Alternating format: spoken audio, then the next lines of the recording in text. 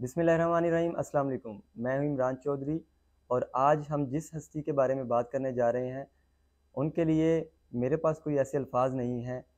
میں بات کر رہا ہوں جناب سرکار واصف علی واصف صاحب رحمۃ اللہ علیہ کی۔ آج ہم موجود ہیں سرکار واصف علی واصف صاحب کے گھر میں ان کے صاحبزادے سر کاشف محمود کے ساتھ۔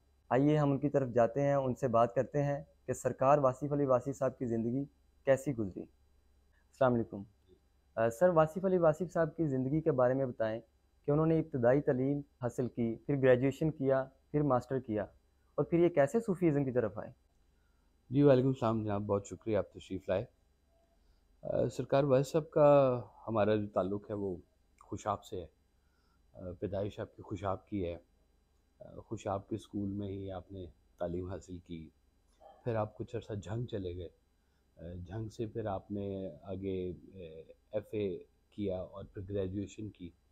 پھر اس کے بعد آپ لاہور تشریف لے آئے اور یہاں پہ گورنمنٹ کالج میں پھر آپ نے اپنی جو آگے کی تعلیم تھی اس کا پھر آغاز کیا۔ ایم اے انگلش کیا آپ نے، اور پھر درمیان میں آپ نے سی ایس ایس کا امتحان بھی دیا۔ ایم اے میتھمیٹکس بھی آپ نے شروع کیا، لیکن ایم اے میتھمیٹکس آپ نے مکمل نہیں کیا، ایک ایئر اس کا کیا تھا، ایک نہیں کیا۔ تو اس کے بعد پھر آپ لاہور کے ہو رہے، اور پھر یہیں پہ پڑھنا بھی یہیں پہ، پڑھانا بھی یہیں پہ، پھر زندگی کا بیشتر حصہ پھر آپ کا لاہور میں گزرا۔ سرکار نے سی ایس ایس کا امتحان پاس کیا، لیکن کیا ایسی وجہ تھی کہ وہ اسے کنٹینیو نہیں کر سکے، جبکہ ہر اسٹوڈنٹ کی خواہش ہوتی ہے کہ وہ اسے پاس کرے۔ جی سرکار سب نے سی ایس ایس کا امتحان دیا تھا۔ جب ہم لوگوں نے پوچھا تھا کہ آپ نے سی ایس ایس کیوں نہیں جوائن کیا تھا، تو آپ نے فرمایا کہ ایک تو نوکری کا مزاج نہیں تھا، اور دوسرا جو ہے وہ کہتے ہیں زیادہ سے زیادہ کیا کچھ کمشنر ریٹائر ہو جاتا۔ تو وہ سرکار بھائی صاحب کی زندگی کا اصل میں رجحان ہی اور طرح سے تھا۔ وہ سی ایس ایس کا امتحان انہوں نے دیا اس لیے کہ ایک مقابلے کا امتحان تھا، اور ایک سینس آف اچیومنٹ ہوتی ہے کہ آپ نے یہ امتحان کلیئر کیا ہے۔ آپ کی اس میں 14th پوزیشن تھی آپ کی سی ایس ایس کے امتحان میں۔ اگر آپ چاہتے تو بیوروکریسی میں جا سکتے تھے اس وقت، کوئی اچھا شعبہ لے سکتے تھے، لیکن وہ آپ یہ ان مزاجوں سے ذرا اوپر کے مزاج رکھتے تھے، آزاد مزاج تھے نا وہ، تو وہ یہ ذرا نوکریوں میں قید نہیں ہو سکتے یہ لوگ۔ یہ ویسا آپ کا مزاج چونکہ شروع سے ہی بہت تصوف کی طرف تھا۔ آپ کے جو والد میرے دادا حضور جو ہیں وہ بھی بہت صوفی منش آدمی تھے، بڑی آپ کی بھی تحقیق تھی۔ وہ آرٹس ٹیچر تھے، اور اس دور میں انہوں نے این سی اے سے فائن آرٹس کیا ہوا تھا، لیکن بزرگوں سے رغبت، چشتیہ سلسلے سے محبت، تو وہ آپ کی رگوں میں کہیں شامل تھی بہت زیادہ۔ تو آپ نے ساری زندگی پڑھایا، پہلے پڑھا، پھر لوگوں کو پڑھایا، اور بے بہا پڑھایا، اور آج تک پڑھاتے ہی آ رہے ہیں۔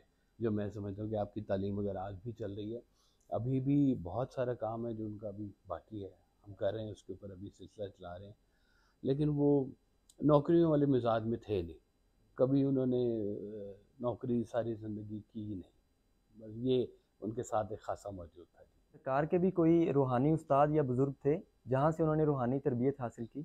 وصب کی اصل میں جو ابتدائی تربیت ہے وہ تو خوشاب گھر پر ہی ہوئی، اور ایک جو بزرگوں کی شناخت کے حوالے سے جو پیرنٹس کام کرتے ہیں وہ ان کو گھر سے ملی، کیونکہ دادا حضور خود بہت زیادہ آستانوں پہ جانے والے تھے۔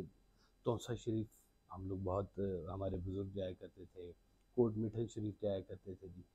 تو یہ وہ آستانے تھے کہ جہاں پہ اب اکثر یہ شعر جو ہے حضرت خواجہ نازک کریم کا ہے یہ شعر کہ محمد محمد پکیندے گزر گئی، عہد نال احمد ملیندے گزر گئی۔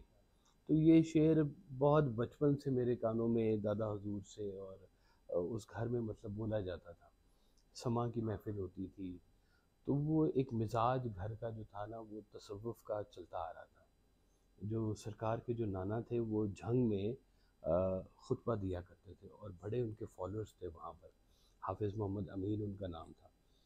تو وہ بہت صوفی تھے، بڑے درویش آدمی تھے، اور اس وقت میں انہوں نے بہت کام کیا اسلام کے لیے. یہ چونکہ اول ابتدائی دور تھا، ابھی پاکستان نیا نیا بنا تھا. سرکار کا پیدائش ہے 1929 کی، تو 47 میں آپ سمجھیں کہ وہ بالکل بام عروج پر ہوں گے جی. تو 14-15 سال کا جو نوجوان ہے جی، وہ اچھا خاصا بڑا ہوتا ہے وہ.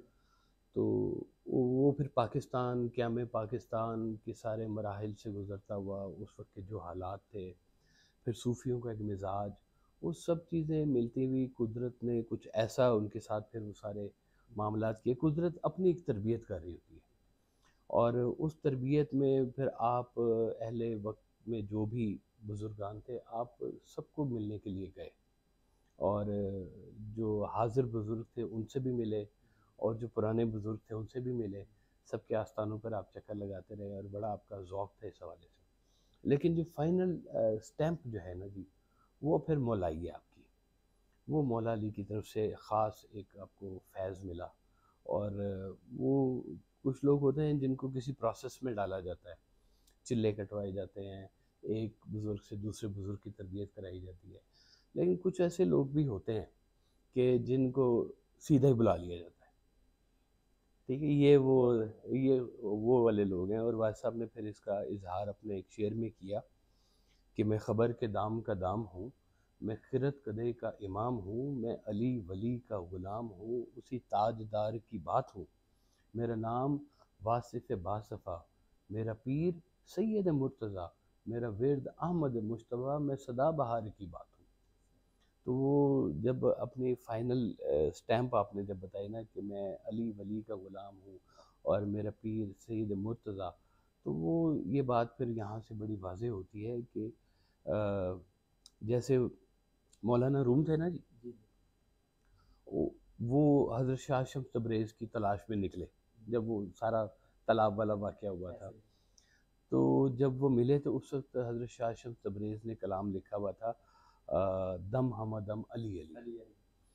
تو جب انہوں نے مولانا روم نے کلام پڑھا تو انہوں نے کہا جی یہ تو بہت بڑا کلام ہے، تو یہ فیض سارا کہاں سے آیا آپ کے پاس؟ تو انہوں نے کہا مجھے یہ ملا ہے، جو ہے باب العلم سے ملا ہے. تو انہوں نے پھر اگلا سوال کیا کہ باب العلم کو کہاں سے ملا ہے؟ انہوں نے پھر فرمایا کہ انہیں مدینۃ العلم سے ملا ہے. تو اب پھر انہوں نے فرمایا کہ اب یہ نہ پوچھ لینا مدینۃ العلم کو کہاں سے ملا، یہ ڈائریکٹ بات ہوتی ہے پھر ساری کی ساری. تو یہ باب العلم جب جس پہ مہربان ہو جائے گی، پھر اس کے پاس گفتگو کے اور علم کے خزانوں کی کمی نہیں ہوتی. مجھے یاد ہے ایک شاعر سرکار کے پاس تشریف لائے، تو انہوں نے کہا جی مجھے کچھ اس بحر میں نا مسئلہ آ رہا ہے شعر کہنے میں. تو آپ نے فرمایا آپ تو مولا علی کے ماننے والے، آپ کو بحر کی کیا کمی ہے؟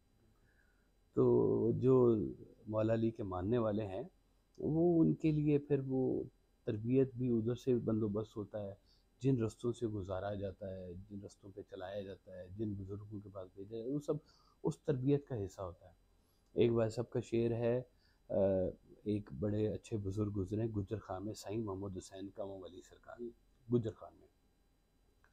تو بھائی صاحب نے ان کے بارے میں ایک شعر لکھا ہوا ہے کہ یوں تو واصف ایک زمانے کے فقیروں سے ملا، یوں تو واصف ایک زمانے کے فقیروں سے ملا، آنکھ نے تازہ کیا آ کر یہاں اپنا وضو. تو اب یہ اس شعر میں بھی دیکھیں کہ وضو ہے، لیکن ایک وضو تازہ کرنا بھی ہوتا ہے کہ جی وضو ٹوٹا نہیں ہے صبح سے، لیکن چلو اس کو تازہ بھی کریں. تو یہ جو بزرگان دین سے جو ملاقاتیں ہوتی ہیں، یہ اسی سنگت اور اسی نسبت کے حوالے سے ہوتی ہے کہ چونکہ آرڈر کہیں سے آ رہے ہیں، نظام کہیں سے چل رہا ہے، ہم تو اس نظام کو بہت مانتے ہیں. ہم یہ ماننے والے ہیں کہ جیسے اس ملک میں جمہوریت کے نظام چل رہا ہے، ویسے روحانیت کے نظام بھی چل رہا ہے، اور اس نظام کے ساتھ لوگ منسلک ہیں اور اپنی اپنی ڈیوٹیاں کر رہے ہیں. یہ وہ لوگ ہوتے ہیں جن کے بارے میں کہا گیا ہے کہ یہ انم تلیں والے لوگ ہیں، جن پر اللہ کا خاص انعام ہوا ہوتا ہے کہ داتا حضور کا عرس آ رہا ہے، 900 پتہ نہیں کتنا آ رہا ہے جی، 79 عرس آ رہا ہے جی. تو آپ کو وصال کیے ہوئے 979 سال ہو گئے ہیں جی. تو ان کا فیض فیض عالم، گنج بخش فیض عالم، مظہر نور خدا نا کسا، آج بھی چلتا آ رہا ہے جی سارے۔ تو حضرت خواجہ معین الدین چشتی کا جو داتا حضور کی چوکھٹ پہ آ کے جنہوں نے چلا کاٹا تھا، ان کا نام آج تک چلتا آ رہا ہے۔ حضرت میاں میر سرکار کا آ رہا ہے، حضرت بابا بلے شاہ صاحب کا آ رہا ہے، کوٹ مٹھن شریف والے سرکار کا آ رہا ہے جی، پھر گنج شکر کا آ رہا ہے جی، گولڑا شریف کا آ رہا ہے جی۔ تو یہ نام ہیں جن لوگوں نے خاص اللہ کے ساتھ ایک رشتہ ڈیولپ کیا، جن کی نرشمنٹ ہوئی، جن کو سرکار دو عالم سے محبت ملی، نظر کرم ہوئی ادھر سے، جن پہ مولا علی مہربان ہوئے، جن پہ پنجتن پاک جن پہ مہربان ہو جائیں، ان کا نام بھی پھر چلتا رہتا ہے اور ان کا فیض بھی چلتا رہتا ہے۔ تو یہ فیض یافتگان جو لوگ ہیں بڑے پکے لوگ ہوتے ہیں، یہ ان کو معاشرے میں چلتی بھی کوئی چیز ہلا نہیں سکتی ہے، تو یہ اس کے ساتھ منسلک رہتے ہیں اور یہ اس مزاج میں رہتے ہیں جو اللہ تعالیٰ نے ان کو دیا ہوا ہے۔ ان کی ظاہری زندگی، ان کی باطنی زندگی، ان کی دفتر کی زندگی، ان کی گھر کی زندگی، اس میں کوئی فرق نہیں ہوتا۔ وہ وہاں رہیں تو ایسے ہیں، یہاں رہیں تو ایسے ہیں، وہ ہوتے ہی اندر باہر سے برابر ہو جاتے ہیں۔ جوانی ہاتھ سے یوں اٹھتی ہے جیسے مہندی کا رنگ، سرکار نے کس بات کو مد نظر رکھتے ہوئے یہ ارشاد فرمایا؟ یہ بڑا قیمتی فکر ہے آپ کا کہ جوانی ہاتھ سے یوں اڑ جاتی ہے جیسے مہندی کا رنگ۔ یہ ٹائم ہوتا ہے بہت مختصر سا آپ کی زندگی میں، لڑکپن کے بعد جوانی جب آپ کو ملتی ہے، اس ٹائم پر آپ کے جو قوا، آپ کی جو حسیات ہیں وہ اپنے بام عروج پر ہوتی ہیں، جسم اپنی توانائی میں ہوتا ہے اور جذبہ پیچھے جوان ہوتا ہے۔ تو یہ ٹائم ہوتا ہے کہ جس ٹائم پہ اگر اس کو ڈائریکشن مل جائے تو پھر تو وہ سنبھل گئی، ورنہ وہ کئی جوانیاں آئیں اور کئی جوانیاں چلی گئیں، کتنے باغ جہان میں لگ لگ سوکھ گئے، وہ پھر ضائع ہو جاتی ہے بات۔ تو سرکار فرماتے تھے کہ تیری جبیں پہ داغ سجود ہوا تو کیا، تیری جبیں پہ داغ سجود ہوا تو کیا، وہ سجدہ کر کے روئے زمیں پر نشان ہے۔ یعنی کہ اللہ کے ساتھ محبت اپنی جگہ ہے، لیکن یہ خاص اللہ اور آپ کا معاملہ ہے۔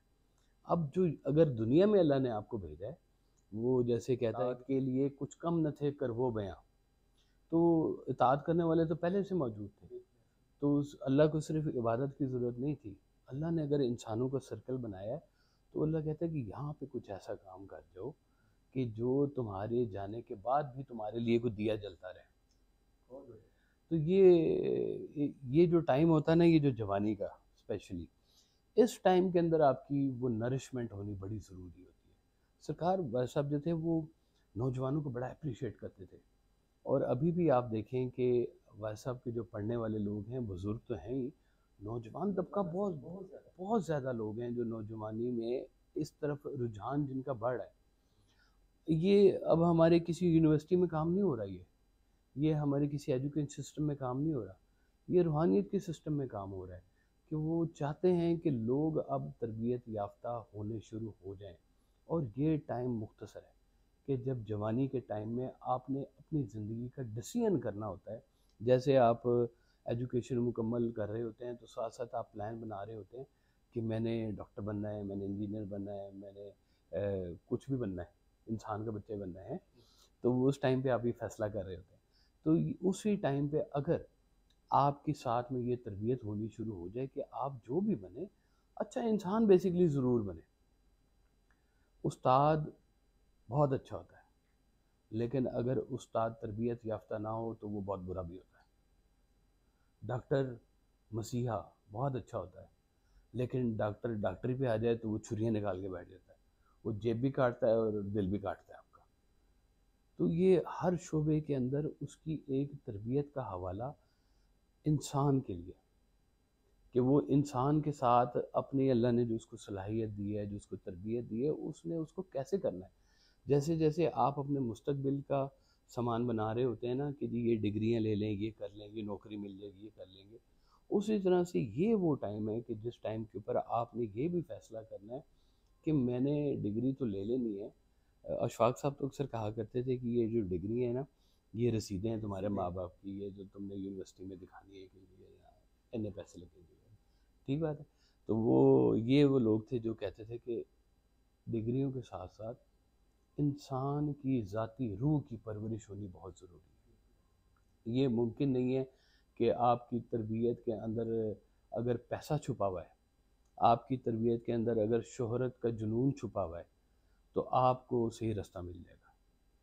جن لوگوں کو یہ پتہ چل گیا اپنی زندگی میں کہ میرا رستہ اس معاشرے میں سے گزرتا ہوا آخر کار اللہ کے پاس پہنچنے کا ہے، یہ 60-70 سال کی زندگی ہے، اس زندگی کے اندر بہت سارا ٹائم ہم بیچ دیتے ہیں، بہت سارا ٹائم ہمارا بچپن میں گزر جاتا ہے جس کی ہمیں سمجھ بھی نہیں آتی، بڑھاپے میں بہت سارا ٹائم ہمارا بیماریوں کے ذمے میں لگ جاتا ہے، کچھ شادی میں گزر گیا، کچھ نہانے میں گزر گیا، کچھ کھانے میں گزر گیا ٹائم.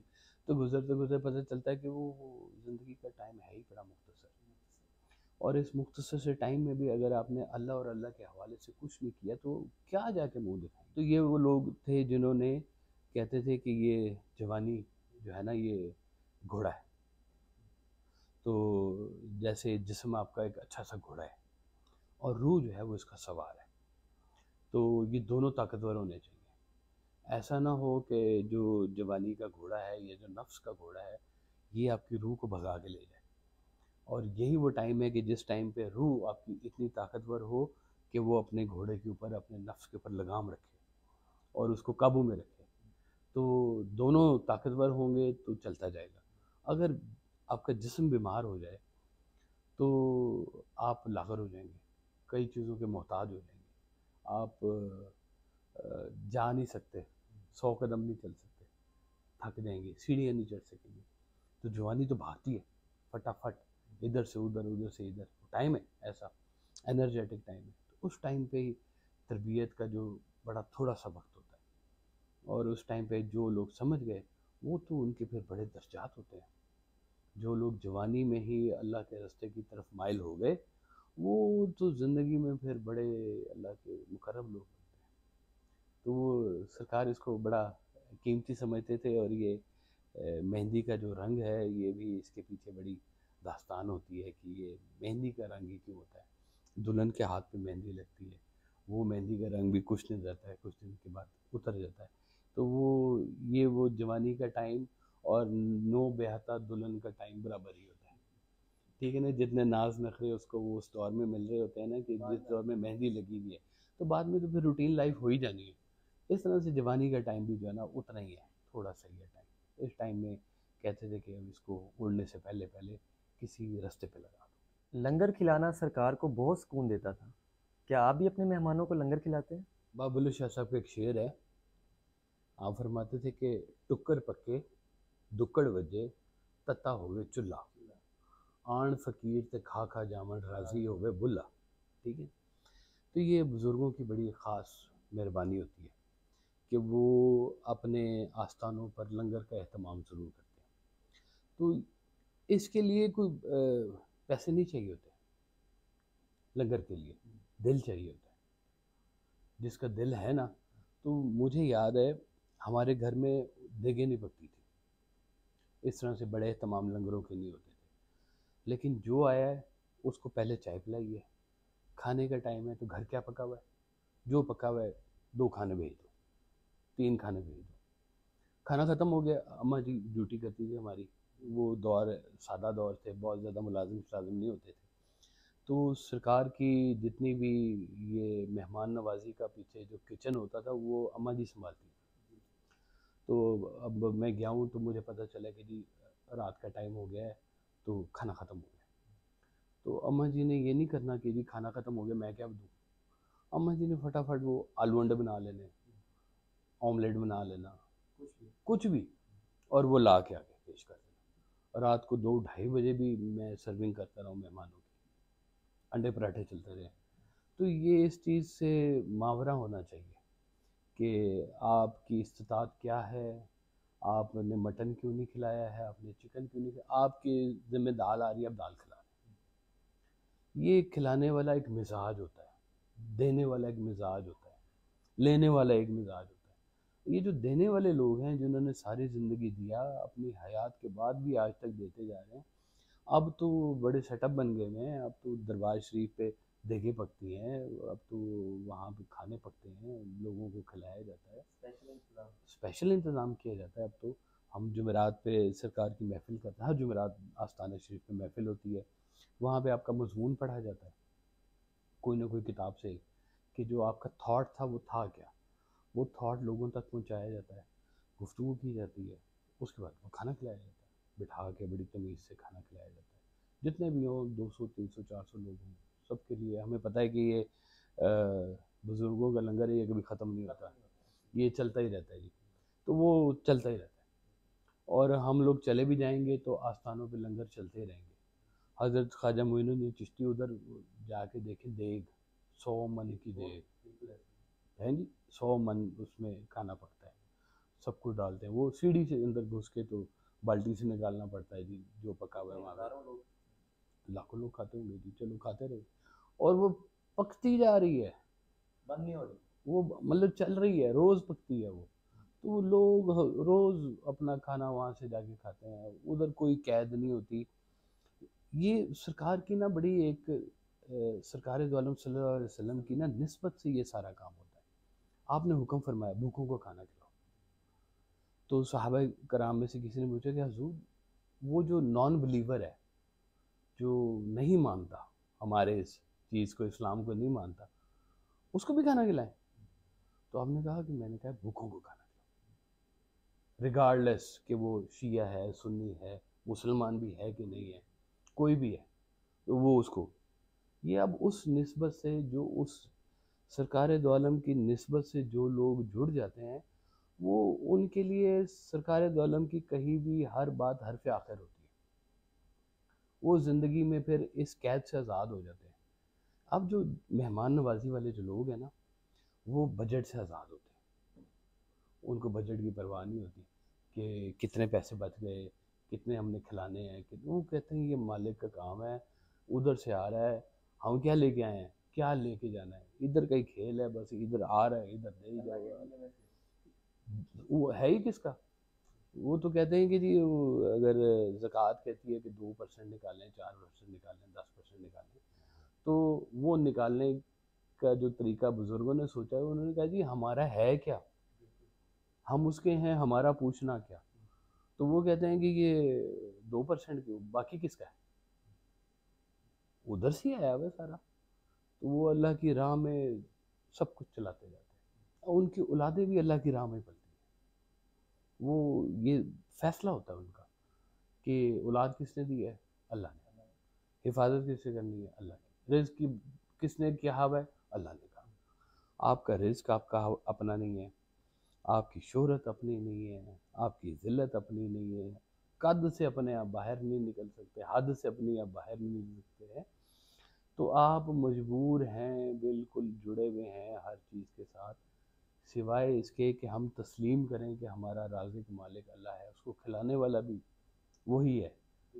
تو اگر اللہ نے آپ کو یہ توفیق دی ہے کہ آپ کسی کو 2 لقمے اگر آپ کے ذریعے سے چلا جائے، تو یہ اللہ جس بندے کو پال رہا ہے اس نے آپ کے ذریعے سے پال دیا، تو اس کی پرورش میں تھوڑا سا آپ کا بھی حصہ آ گیا۔ تو یہ بزرگ کھانا کھلانے کو بہت فوقیت دیتے ہیں، وہ جسم کو بھی کھانا کھلاتے ہیں، روح کو بھی کھانا کھلاتے ہیں۔ تو یہ لنگر جو ہوتا ہے نا، یہ صرف کھانا نہیں ہوتا۔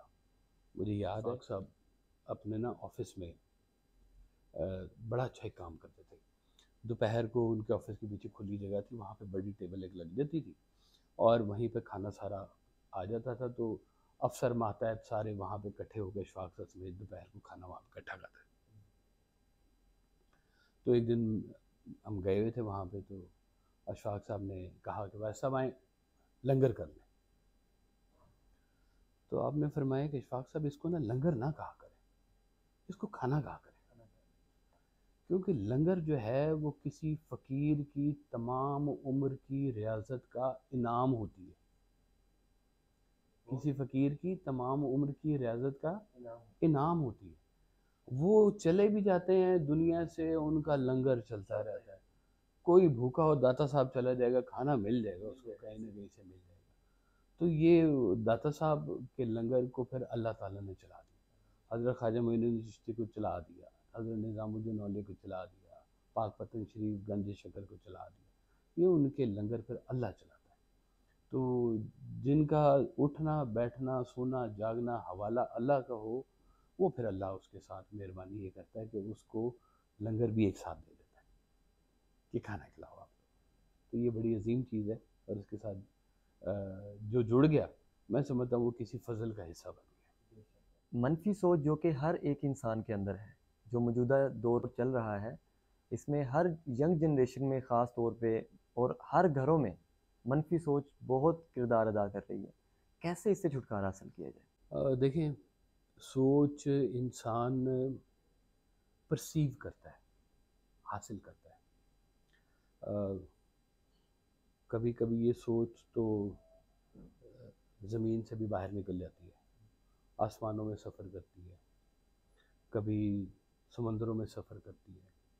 آپ یہاں بیٹھے ہوئے ہیں تو سوچ میں آپ کہیں پہ بھی بیٹھے ہوئے ہیں، ٹھیک؟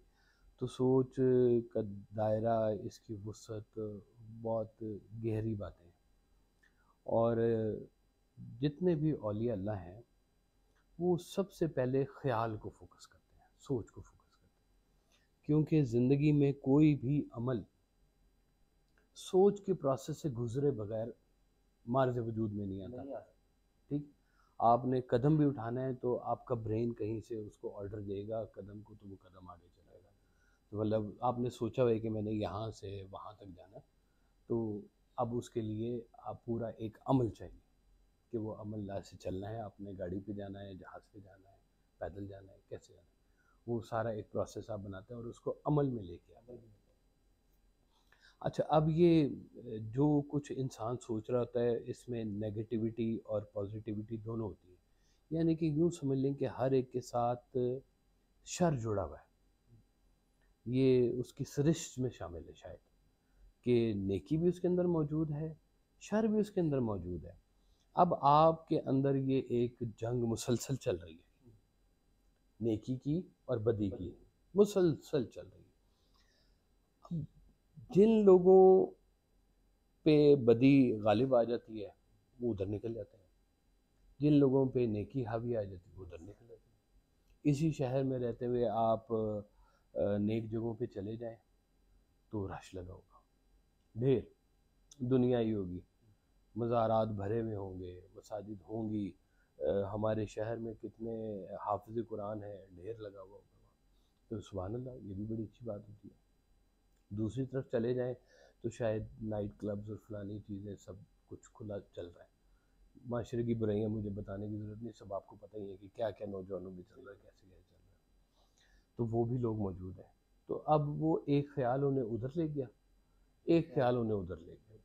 تو بعض اوقات ایسے بھی ہوتا ہے کہ وہ برے بندے کو کوئی نیک خیال آ جائے تو وہ برائی سے نکل کے، یا کوئی حادثہ ایسا ہو جاتا ہے کہ وہ برائی سے نکل کے نیکی میں داخل ہو جاتا ہے، تو وہ سوچ کا اینگل بدل جاتا ہے۔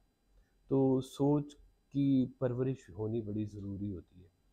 وہ مجھے یاد ہے سرکار نے فرمایا کہ ایک بندہ تھا بڑا رنگین مزاج، اور وہ رنگین مزاجی ایک دم سے تبدیل ہو گئی، ایک دم سے وہ ٹوپی سر پہ آ گئی، نمازیں شروع ہو گئی، لوگوں نے اس کی حالت میں تبدیلی دیکھ لی۔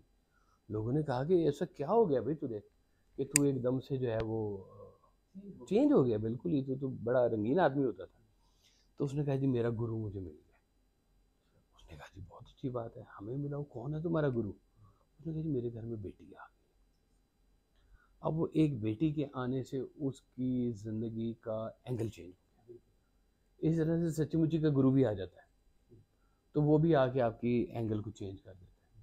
اسی ٹائم پہ جس ٹائم پہ آپ برائی کا سوچ ہوتے ہیں وہ اپنے پاس بٹھا لیتا ہے کہ یار ادھر بیٹھ جاؤ، باہر جاؤ گے، اس کو پتہ ہوتا ہے، وہ آپ کو نہیں بتاتا کہ یہ باہر جائے گا خرابی کرے گا، اس کو اپنے پاس بٹھاؤ، اس کی تربیت کرو، یہ معاشرے کے لیے مفید ہو۔ تو وہ سوچ پہ کام کرتے تھے۔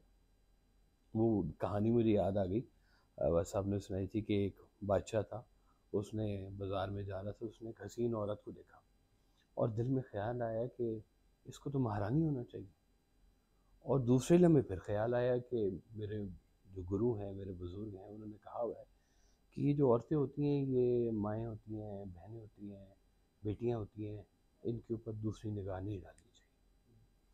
اب نگاہ اس کی ڈل چکی تھی. وہ گیا اپنے بزرگوں کے پاس, نے کہا جی ہو گیا, بتائیں کیا کروں میں. انہوں نے کہا اچھا بتاؤ سزا ادھر لینی ہے کہ اگلے جہان میں لینی ہے. اس نے کہا جی اگلے جہان تو پتہ نہیں کیا ہوگا, آپ مجھے ادھر سے فارغ کر کے بھیجیں. بزرگ نے کہا اچھا ٹھیک ہے, الاؤ جلاؤ آگ, بڑی آگ جلائی. بزرگ نے بادشاہ سے کہا کہ جاؤ اس میں کود جاؤ جا کے. تو وہ بادشاہ جیسے ہی آگ کے قریب پہنچا تو بزرگوں نے روک لیا, رک جاؤ, تمہارے خیال کی غلطی تھی, تمہارے خیال کو سزا مل گئی ہے, آگ لگا دی ہم نے تمہارے خیال کو, تو خیال کو خیال سے ٹھیک کر دیا. تو یہ صحبت, بزرگوں کی صحبت آپ کو برے خیالات سے بچاتی ہے. استاد برے خیال سے آپ کو بچاتا ہے. یہی بڑی بات ہوتی ہے کہ دیکھیں جو باتیں ہم یہ سوچتے ہیں کہ یہ ہمارے ماں باپ کو پتہ چلیں گی تو انہیں افسوس ہوگا, وہ بری بات ہے. جن باتوں کو دیکھ کے کوئی یہ کہے کہ اوہ یہ تو فلاں صاحب یہ کام کر رہے ہیں, یہ تو بڑے مشہور مولوی صاحب ہیں, یہ کیا کر رہے ہیں, میں خانے سے نکل آئے ہیں, توبہ توبہ, ایسے کام ہوتے رہتے ہیں, آپ دیکھتے رہتے ہیں. تو یہ سوچ پھر ان کی خراب ہو جاتی ہے. تو پلیٹ فارم بنا ہوا ہوتا ہے ان کا, لیکن شر کہیں نہ کہیں سے بیچ میں آ جاتا ہے. تو یہ شر کو اللہ کا ذکر بچاتا ہے, اللہ کے محبوب صلی اللہ علیہ وسلم کی محبت بچاتی ہے. اور جتنے اولیاء اللہ کی محبت میں گرفتار لوگ ہیں وہ ان کو یہ محبت بچاتی ہے. اور آپ کو عہد حاضر میں کوئی گرو ملا ہو تو وہ گرو بھی آپ کو ساتھ ساتھ تربیت کرتا ہے کہ یہ چیزیں شر میں ہیں, یہ ان سے آپ بچو, تھوڑی تھوڑی سی زندگی کا کام کرتے جاؤ, ٹائم اچھا سا گزارو اور نیٹ کلین ہو کے چلے جاؤ. یہ راستہ ایسا ہی ہے کہ جس میں دائیں بائیں جھاڑیاں ہیں کانٹوں والی, اور آپ کے پاس ایک ململ کی چادر ہے, تو آپ نے بچا کے لے کے جانی ہے. تو وہ مجھے یاد ہے ایک وہ انڈیا کا پرانا سنگر ہے منا ڈے, اس کی ایک ٹھمری ہوتی تھی, وہ کبھی کبھی میں سرکار لگاتے تھے, میں بھی سن لیتا تھا. تو اس میں تھا کہ لاگا چنری میں داغ, چھپاؤں کیسے, گھر جاؤں کیسے. تو وہ کہتے تھے یہ دنیا مورے بابل کا گھر, وہ دنیا سسرال, جا کے بابل سے نظریں ملاؤں کیسے, گھر جاؤں کیسے. تو یہ دنیا میں جس کو اس بات کا اندازہ ہونا کہ وہ دنیا بھی جانا ہے, وہ ذرا پھر احتیاط سے گزارتا ہے, کیونکہ اس کے اندر یہ یقین ہے موجود. جس کو پتہ نہیں کہ ادھر ہی کھایا پیا, ادھر ہی فوت ہو گیا, ادھر ہی سب کو ختم ہو گیا, اس کو یہ بات میٹر نہیں کرے گی. میٹر اس کو کرے گی بات جس کو پتہ ہے کہ کل کو کہیں جا کے جواب دینا ہے میں نے, جہاں میری فلم سامنے چلا دی جائے گی اور خود دیکھوں گا. ادھر سرکار ایسا فرماتے تھے کہ بہت اصل جہنم یہ ہے کہ آپ کی برائی کی فلمیں آپ کے سامنے چلا دی جائیں. یہ جہنم اس سے چھوٹا کوئی نہیں ہے, اس سے بڑا کوئی نہیں ہے جہنم, کہ آپ کی برائی کی فلمیں آپ کے سامنے ٹی وی پہ چلا دی جائے, یار دیکھ تو کیا کرے, وہ تو دوبارہ مر جائے کھڑے کھڑے. تو وہ جس کو یہ احساس ہونا کہ یہ جو میں کر رہا ہوں یہ دوبارہ میرے سامنے ایسے ہی منظر چلا دیا جائے گا, تب میں کیا کہوں گا, اور میں شرمساری میں کھڑا ہوا ہوں گا, وہ کوشش کرتا بچ جائے. تو یہ لوگ نا توجہ کرتے ہیں کہ یہ جو شر ہے اس کے ابھی خالق اللہ ہی ہے, وہ خیر ہی و شر ہی من اللہ, خیر شر دونوں اللہ کی طرف سے, اور یہ اس کو نہیں تنگ کرتی جس کا راستہ اللہ کا ہوتا ہے, تو اللہ کا راستہ بچاتا ہے ان چیزوں سے. تو ایسے بس سرکار کی باتیں تو بے بہا ہیں, چلتی رہیں گی, بہت سارے دنوں تک اس کے نقطے کھلتے رہیں گے. لیکن یہ ہے کہ کسی صحبت میں آپ اگر آ جائیں تو یہ چیزیں آہستہ آہستہ آپ کی زندگی کا حصہ بنتی جاتی ہیں, آپ کے خیال کا حصہ بنتی جاتی ہیں. جس نے سوچ لیا کہ میں نے اشارہ نہیں توڑنا تو وہ خالی سڑک بھی ہوگی, اشارہ نہیں توڑے گا. تو جس نے توڑنا ہے تو وہ ٹریفک میں بھی توڑ دے گا. تو بس یہ خیال رکھنا ہوتا ہے, اشارے نہ توڑو, لوگوں کو تنگ نہ کرو, لوگوں کے لیے باعث رحمت بننا شروع ہو جاؤ, منفعت بخش بننا شروع ہو جاؤ. یہ چھوٹا سا کام کرنا. ٹھیک ہے جی, جزاک آپ کا بہت شکریہ کہ آپ نے اتنی بے انتہا مصروفیت کے باوجود مجھ جیسے کم علم انسان کو ٹائم دیا اور گفتگو کرنے کا موقع دیا. میں بے حد مشکور ہوں آپ کا.